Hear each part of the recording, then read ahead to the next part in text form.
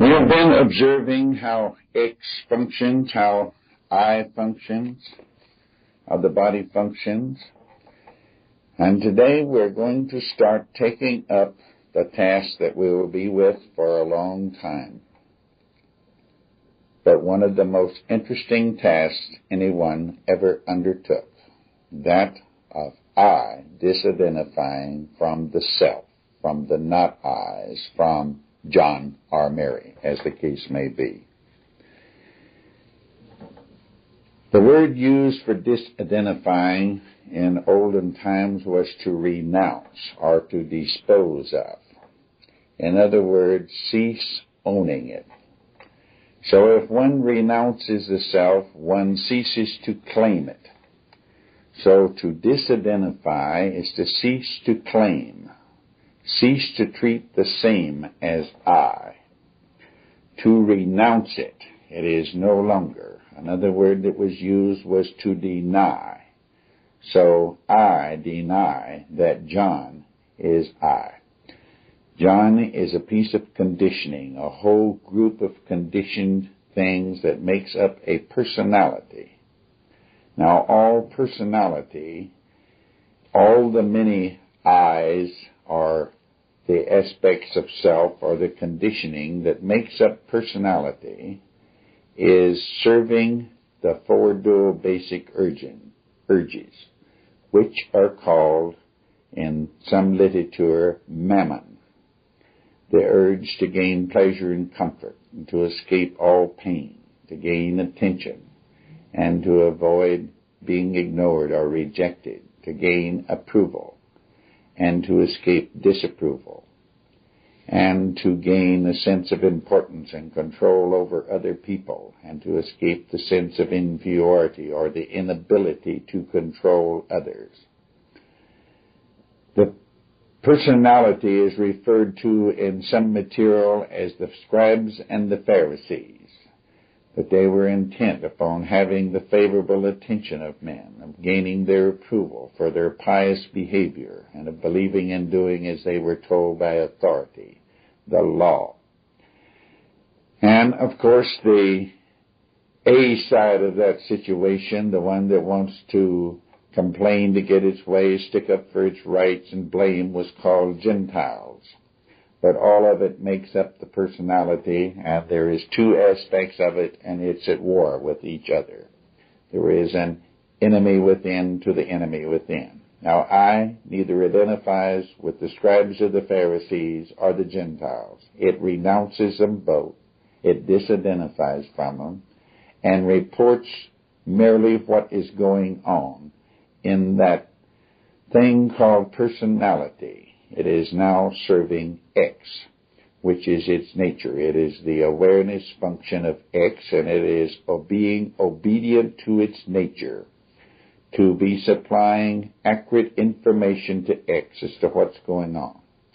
Now, the house has been taken over by usurpers, and the first chore of X is to observe the usurpers, report them to X, and X will take care of rendering them inoperative or removing them or whatever it does. However, one will notice that when once or twice when something is really observed and reported to X that one doesn't see that particular not I again, another one will take over and be quite as effective in its effort to serve mammon, but they will be diminishing every one observes. Now, before one takes up this disidentifying, which seems like something strange, it's something different than anything we've ever done, the first thing one does, of course, is question the purpose of living. As long as we take for granted that the purpose of living is to gain pleasure and escape pain on all levels, of having attention and having approval, having a sense of importance, being able to control and manipulate other people by whatever means we use, and to avoid being ignored or rejected, or at least find an excellent justification that says they were pretty stupid if they did that. Always avoid disapproval, or if not, justify that the person that did the disapproving was picking on me, not seeing clearly, etc., and the sense of inferiority. As long as these are identified with, I is hypnotized, is serving mammon, because all of them are an effort to keep that. No matter what goes on, it is serving mammon. So disidentifying is to renounce, deny as being I, the self. It is to dispose of it and see it as an object. Now, as long as we have as the purpose of living is to be non-disturbed, that of mammon, we're dependent upon everything that offers it, regardless of whether it be communism, whether it be some other ideology, whether it be a person that I gain some pleasure from. And if I am dependent upon that pleasure, then I'm dependent on the person, then I must guard and watch, and I will feel jealous if they give any attention to anyone else.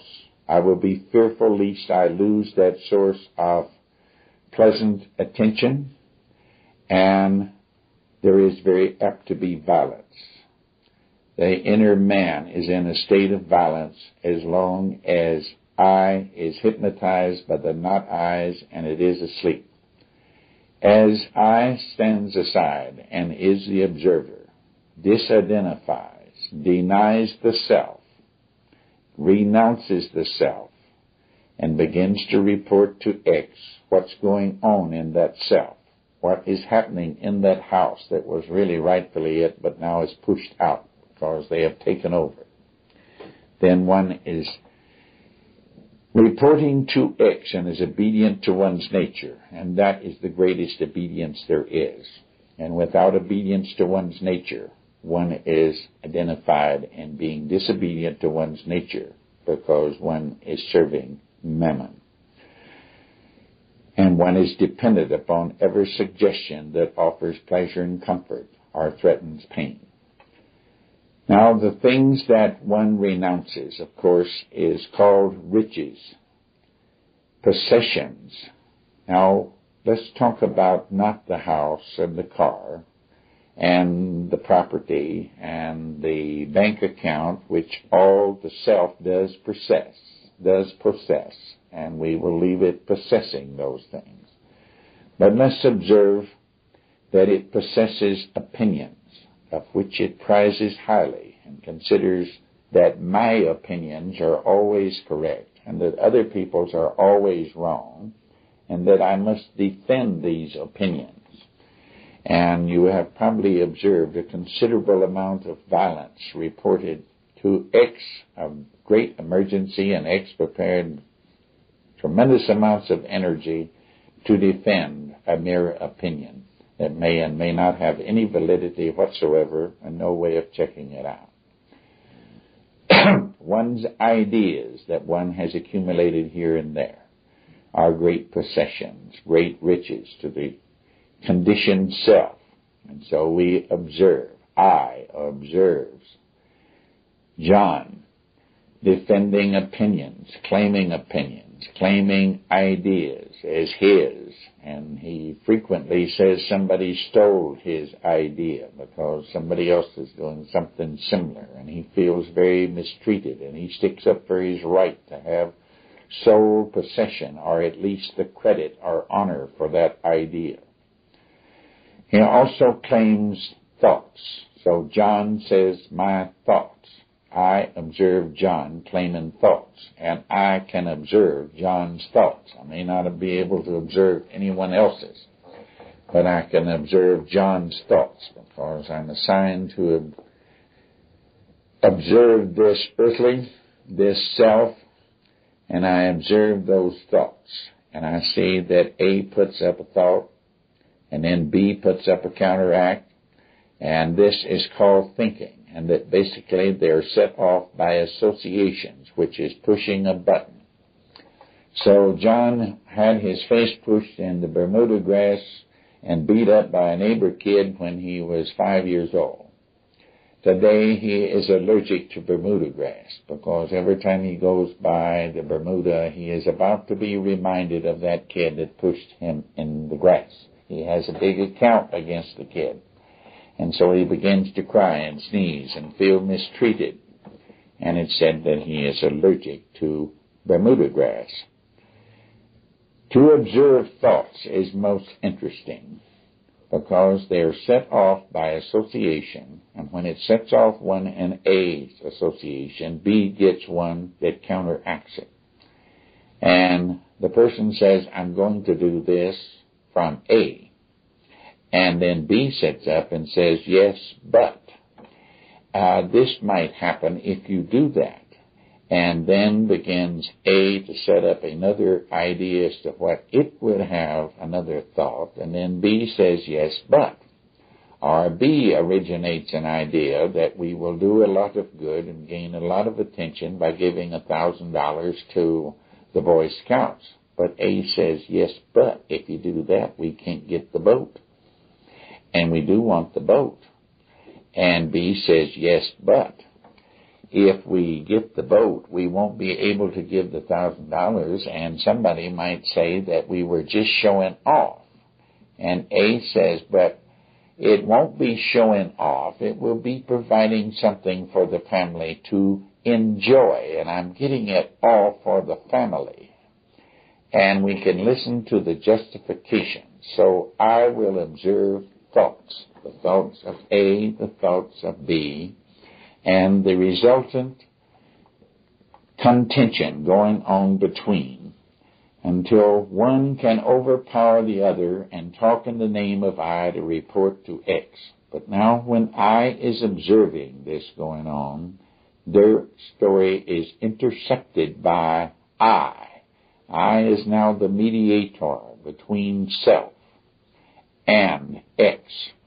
Before I was hypnotized and X was speaking in the name of I, the self was speaking in the name of I directly to X. Now I's on the job and is the mediator, and it screens all the material that the self is rambling around with. So there begins to be an entirely different state of affairs. No longer can the self report directly to X because I has awakened from its hypnotic sleep and arose from among the dead ideas and is now reporting what is going on in the self. It reports what I has as a treasure and where I's attention continually is.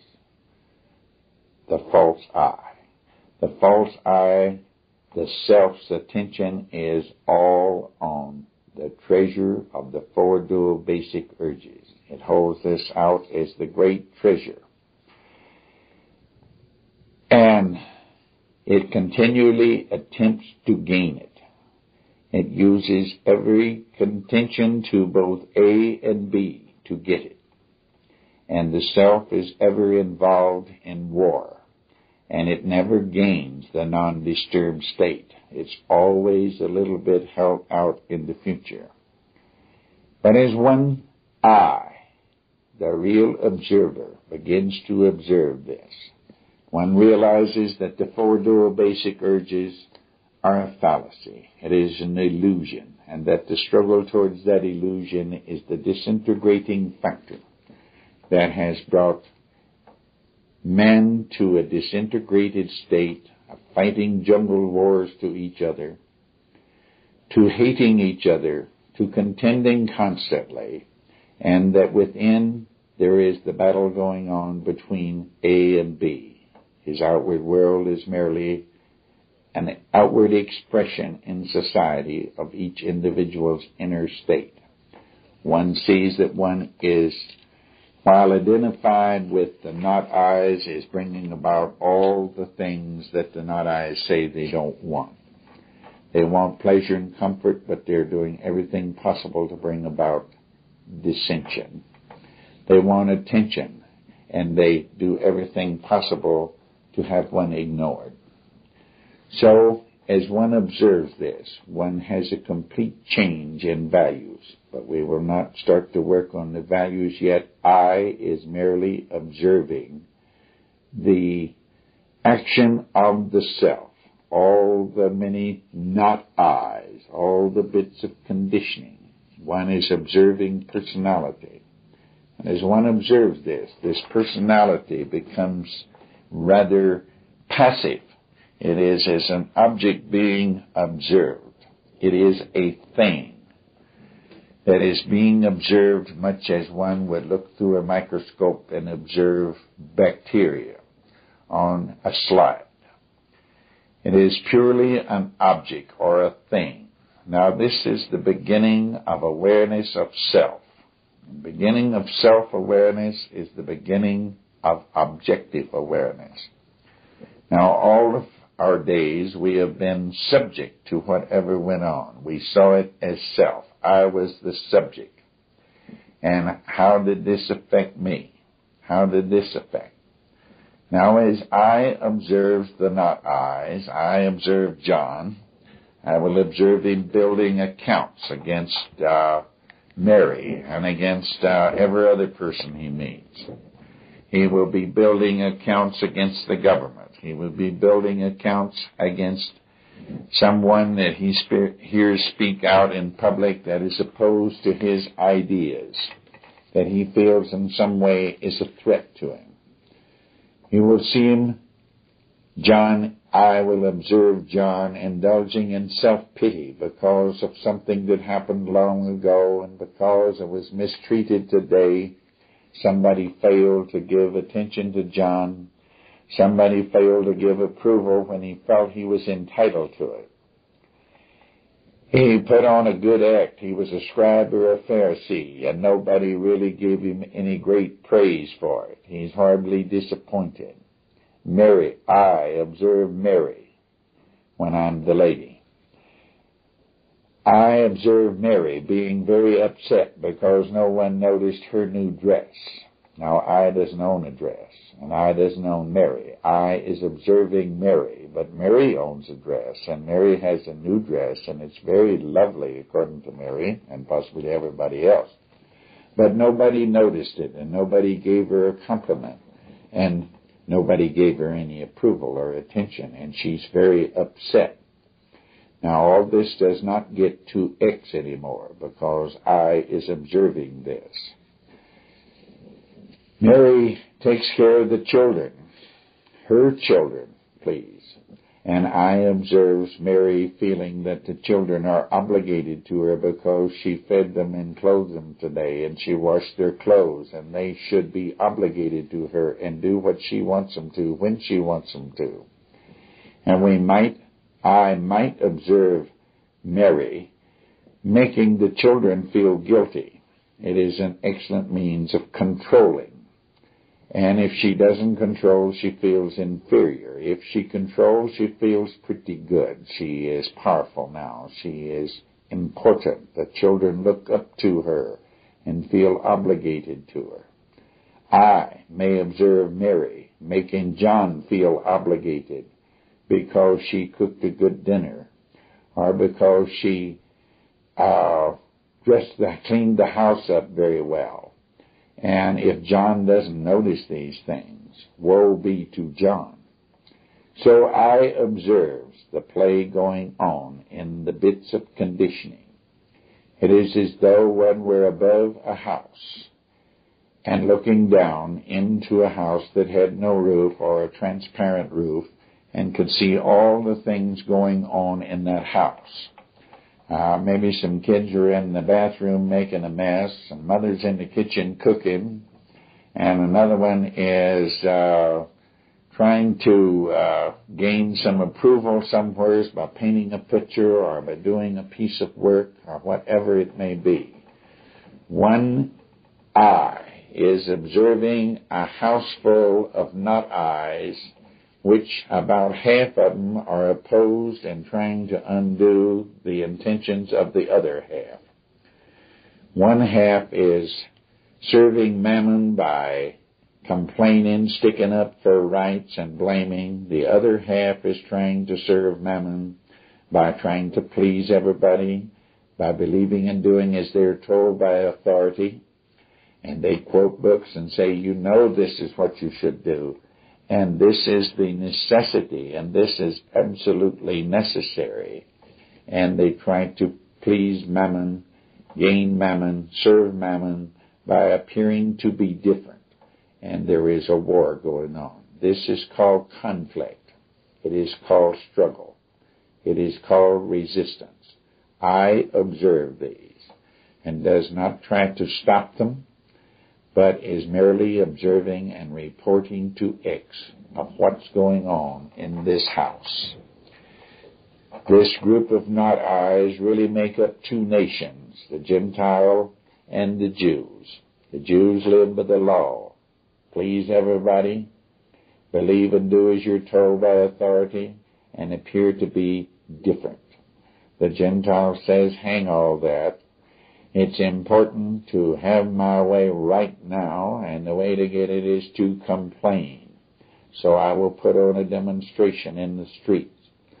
I will put on a protest meeting, which is a form of complaining. I will stick up for my rights to do as I want to, by any conceivable sort of violence that may arise. I will be sure and describe what's to blame. So we're really observing peoples as well as observing not I's, because they really are people. So we will make us a chart. The not I's I have observed in self, and we will keep a little running track of them. Now we'll get reminded, if we forget, we will be reminded by news stories of protest meetings, of people sticking up for their rights, and for all the blame that you might hear as you read or watch the news. You will see many people being blamed for everybody else's difficulty. Somebody will blame somebody else for pollution. Somebody else will blame somebody else for higher prices, for inflation. Somebody will be blaming somebody for starting a war or not stopping a war. And this will be a reminder that such is going on within, and maybe that will wake I up. Now, we said that I will take a nap quite often. But every little shock will tend to awaken I and put it back on the job of observing the not I's, the self, John Merritt. And as one observes this, one finds there is a cleaning out of many of the not I's. I begins to think it's rather funny that all these not I's are so busy serving an ideal called Mammon. The ideal that instead of experiencing everyday existence and living and experiencing a more conscious state of being, that unknowingly each and every one is trying to serve an ideal of being non-disturbed, of gaining pleasure, gaining attention, gaining approval, and importance, and being very upset if they're ignored or rejected or have any pain or are disapproved of, or find it incapable to get everyone to do what they want them to do when they want them to do. So we will keep us a chart, a nice sheet of paper, and I observed this not I doing so-and-so. I observed this not I doing so-and-so. This is to keep I awake. The chart being around the house will remind I to get back on the job. I is very weak. It's been hypnotized since shortly after birth, and it has, of course, not developed. It has remained weak. It has remained little, while the personality has taken over and has become very powerful. And as one observes this personality that is serving Mammon, and that one side of it has vanity. It has a beautiful picture of itself as being very holy, very righteous, very wonderful. And pride is on the other side defending. It's the only place that they cooperate. Pride defends vanity. Vanity is of B and pride is of A. So let's observe pride and vanity. We will also observe this self, that when it does gain a little attention or a little approval, or a great pleasure, or a great amount of attention, or a great amount of approval, no matter how fortunate it would be from someone else's viewpoint, it is very quickly the greed makes it want more, better, and different. This is the trick of mammon. The four dual-basic urges, no matter how much they should receive, they are never fully satisfied except for a very few minutes. And then the greed says more, better, and different. And let's observe greed only in this particular week, along with watching the not eyes. We'll see that when there is gratification of the senses, gratification of the urge to have attention, gratification of the urge for approval, and even gratification of the power urge, the sense of importance that it's never quite enough. And that very quickly Mammon says, but that's not quite enough. Let's have more, or let's have better, or let's have different, or let's have it given for a different reason. And as we observe this, we will see many not eyes that will not appear again in a few days. So let's observe them. Let's do not condemn or justify them. We observe and record what not eyes I have observed this day. And each day we will keep a running list of them. Now, one or two may seem to you that it's the same one, but they're excellent masquerade artists. So one that was tempting to please people may appear not to be gone. Now, the whole mess of pleasers won't be gone because there's many ways to please, and each one of them is a separate eye. Remember that each piece of conditioning became a separate eye. So one eye pleased by smiling, another eye pleased by waiting on someone, another pleaser eye pleased by giving compliments, another pleasing not eye gave favors of various and sundry kinds. So there is many pleasing not eyes. There is many eyes that want to be different. They have many different ways of being different. Almost everything that one has heard complimented through the ages, a not eye jumped up and says, that's me, and he began to practice his eye. And there is many authoritative not eyes. There is many complaining not eyes. There is many belligerent sticking up for rights not eyes. And oh, what a multitude of blaming not eyes they are. We will observe and watch the termites cease to be quite so thick.